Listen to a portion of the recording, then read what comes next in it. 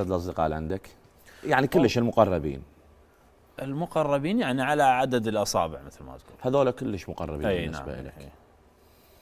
ايش قد نسبه ثقتك بيهم؟ يعني يحزنون لحزنك، يفرحون لفرحك؟ اكيد. ها. اكيد نعم. ثقة عمياء؟ اكثر من ثقتي بنفسي. الله. اي جيد جيد، اهنيك والله. الله يسلمك. اهنيك والله. ابو امير، نقدر يعني بصراحه نشاق ويا واحد من اصدقائك؟ يعني شلون يكون موضوع الموضوع نتصل به ونقول له علي حسن علوان متعرض لفد حادث كذا وضروري تجي لنا هسه. يحرجك الموضوع لو عندك ثقه بصاحبك؟ لا ان شاء الله عنده ثقه شو الثقه بارده؟ لا مو بارده لا. ها لو ما تدخل صاحبك بهذا المكان؟ لا ان شاء الله ما يقصر. نجرب. لا انا اقول لا ما يقصر. لا ما يقصر. هي هيك. يلا طلع لنا تليفون. انا اللي اختاره؟ انت اللي تختار بعد، هو صديقك. انا ما اعرف صديقك ما شاء الله تليفونك متروس ارقام. الله يخك.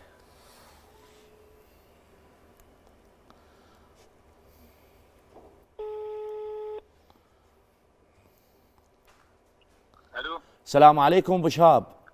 عليكم السلام ورحمه الله وبركاته. قواك الله. حبيبي حياك الله. خوي انا شفت لمة ناس وطبقت لقيت علي حسن علوان مدعوم، نقلناه للمستشفى. يعني بصراحة مغمي عليه. شنو؟ علي حسن علوان صديقك ابو امير الشاعر. إيه؟ اي مغمي عليه حاليا وبمستشفى الناصرية. لا. وانا يعني ما عندي رقم واحد من اهله، بس شفت اخر اتصال بينك وبينه فقلت اكيد هذا تربطه بيه علاقه، فيا ريت يعني تعوف بيدك وتجي لنا بسرعه، لانه يعني تدارك الموقف.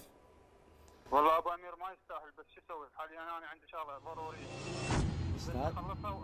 استاذي هو يعني مو مجروح صبعه، مغمي عليه. تفتهمني شلون؟ مغمي عليه. حقيقه صدق يعني انا حاليا عوف البيدك وتعال. شلون اجي؟ عوف ابو الاكبر عوف بس. سيارتك عاطله؟ يا اجر تاكسي. ابو الاكبر مرخصتك. مرخصتك سد التليفون. اي حقك ما قدرت اجر تاكسي. العنود.